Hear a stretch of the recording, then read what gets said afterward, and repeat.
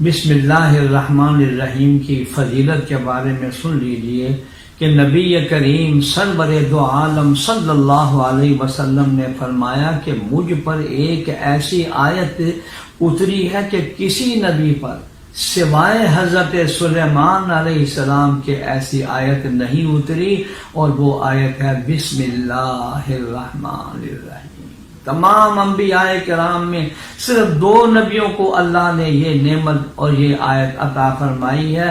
حضرت جابر رضی اللہ تعالی عنہ فرماتے ہیں کہ جب یہ آیت اتری بادل مشرق کی طرف چھٹ گئے، ہوائیں ساکن ہو گئیں، شیاطین پر آسمان سے شعلے گرے، اور پروردگار عالم نے اپنی عزت و جلال کی قسم کھا کر فرمایا کہ جس چیز پر میرا یہ نام لیا جائے گا اس میں ضرور برکت ہوگی۔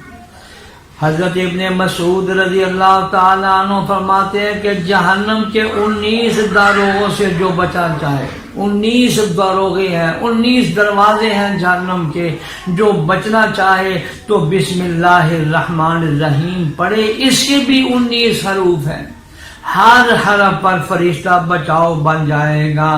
اور اس کی تائید ہے ایک حدیث سے بھی ہوتی ہے جس میں حضرت صلی اللہ علیہ وسلم نے فرمایا کہ 30 سے اوپر فرشتوں کو میں نے دیکھا کہ وہ جلدی کر رہے تھے ایک نعمت کو اٹھانے کے لیے، وہ یہ تھا کہ جس پر ربنا ولک الحمد حمدا کثیرا طیبا مبارکا فی پڑھتا ہے۔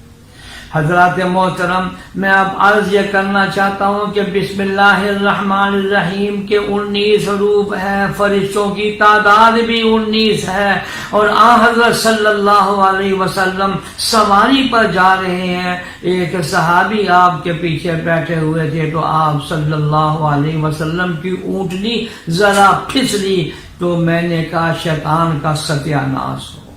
صحابی جو ساتھ کا شیطان کا ستیہ ناش ہو، آپ نے فرمایا یہ نہ کہو، اس سے شیطان پھولتا ہے اور خیال کرتا ہے کہ گویا اس نے اپنی قوت سے گرایا ہے۔ بسم اللہ کہنے سے وہ مکھی کی طرح ذلیل و پست ہو جاتا ہے۔ اور ایک حدیث میں ہے کہ جس کام کو بسم اللہ الرحمن الرحیم سے شروع نہ کیا جائے وہ بے برکت ہوتا ہے۔